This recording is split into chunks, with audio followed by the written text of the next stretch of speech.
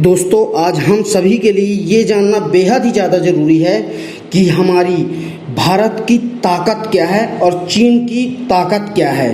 तो आज इसके बारे में मैं पूरी एनालिटिक रिपोर्ट आपके सामने लाया हूँ, जिससे कि पता चलेगा कि हमारा हिंदुस्तान आज के डेट में कितना ज़्यादा मजबूत है।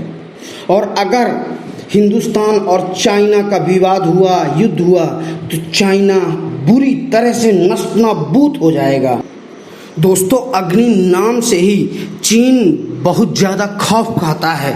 आगे की रिपोर्ट देखने के बाद आपको भी ये भरोसा हो जाएगा कि हाँ, चीन बहुत ज़्यादा खौफ खाता है अग्नि नाम से, अग्नि मिसाइल से। हमारी भारतीय सेना के पास एक ऐसा विध्वंसक हथियार है जिसे दुनिया ब्रह्मोस्त्र के नाम से जानती है, और उस ब्रह्मास्त्र का नाम है अग्नि।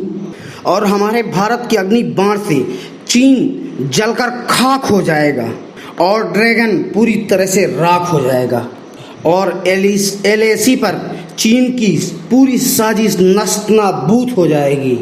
और दोस्तों, क्या आपको पता है कि चीन अग्नि से इतना डरता क्यों है? तो चलिए जानते हैं कि अग्नि से चीन इतना ज़्यादा खौफ क्यों खाता है। अग्नि 5000 किलोमीटर की रेंज से चीन का कोई भी ऐसा भूभाग नहीं बचता है जहां अग्नि जाकर पूरा खाक ना कर सके। और दिल्ली से बीजिंग की दूरी महज 3782 किलोमीटर है।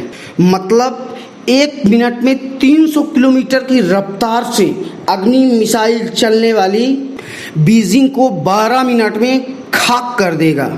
और यही नहीं, अंबाला आर्मी बेस कैंप से संघाई की दूरी 4237 किलोमीटर है। इसलिए संघाई शहर भी 14 मिनट में आग का गोला बनके खाक हो जाएगा। और उसके बाद गुवाहाटी से गुआंगझाऊ पहुंचने में 2198 किलोमीटर है, जो कि अग्नि को महज 7 मिनट लगेंगे, और 7 मिनट में गुआंगझाऊ भी खत्म हो जाएगा, जलकर खाक हो जाएगा। और अगर हमारी अग्नि मिसाइल चलने में आई तो दुनिया के नक्शे से चीन का नामो निशान मिट जाएगा। चीन कई मायने में और कई तरह से बर्बाद हो जाएगा। तो चलिए अब थोड़ा भारत और चीन की तुलना कर लेते हैं। क्या आपको पता है कि हमारी सेना चीन की सेना से बहुत ज़्यादा बड़ी है? और पहली बात यह जानना बहुत ही ज़रूरी है कि कोई भी देश अपने हथियारों के आंकड़े कभी जारी नहीं करता, सिर्फ जवानों की संख्या को छोड़कर। बाकी आंकड़े आकलन पर ही होते हैं। और ग्लोबल फायर आर्म के मुताबिक चीन के पास 14 लाख सक्रिय सैनिक और 5 लाख रिजर्व सैनिक चीन के पास हैं। और वहीं भारत के पास 14 लाख सक्रिय सैनिक और देश में रिजर्व सैनिक 21 लाख हैं। यानी अगर कुल मिलिट्री स्ट्रेंथ की बात की जाए तो भारत के पास 34 लाख, जबकि चीन के पास मात्र 27 लाख सैनिक ही हैं। मतलब चीन सैनिकों के मामले में भारत से बहुत पीछे है। मतलब कि ड्रैगन से 7 लाख ज़्यादा सैनिक हमारे भारत के पास हैं। और अगर यही टैंक की बात की जाए तो टैंक की बात करें तो भारत के पास 4292 टैंक हैं, जबकि चीन के पास कुल 3400 टैंक हैं। मतलब चीन से 892 टैंक भारत के पास ज़्यादा हैं। और इनके अलावा जो भी हथियारों के आंकड़े होते हैं वो सिर्फ आकलन पर ही हैं, और चीन हमेशा से झूठ बोलता आया है। लेकिन ये जो 2 आंकड़े मैं आपको बताया हूँ, तो ये सिर्फ 2 आंकड़े ही सच्चाई हैं। सिर्फ यही 2 आंकड़ों के बारे में सच सबको जानकारी है। और इन दोनों आंकड़ों में चीन भारत से बहुत ज़्यादा पीछे है।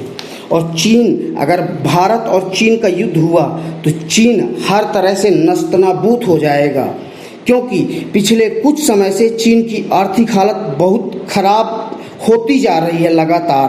और अब अगर युद्ध हुआ तो सबसे पहले चीन आर्थिक रूप से बुरी तरह टूट जाएगा, क्योंकि भारत के साथ उसके अरबों खरबों के व्यापारिक समझौते हैं, जिन्हें एक एक करके भारत ने खत्म करना शुरू कर दिया है। दोस्तों, आपको पता ही है कि 1962 के बाद भारत और चीन की आमने सामने की जंग कभी नहीं हुई, लेकिन 1962 के बाद कई बार भारतीय सेना और चीनी सेना की भिड़ंत हुई है और मुठभेड़ हुई है, मगर जितने भी बार भारत और चीन की मुठभेड़ हुई है और जितनी बार हमारा भारत चीनी सेना से भिड़ा है, तो हमेशा ही हमारी भारत की सेना ने चीनी सेना को पीछे धकेला है। चाहे 1967 हो या 1975 हो या 80 के दशक के आखिरी सालों में, हमेशा हमारी भारत की सेना ने चीनी सेना को पीछे धकेला है और हमेशा चीनी सेना को मुंह की खानी पड़ी है।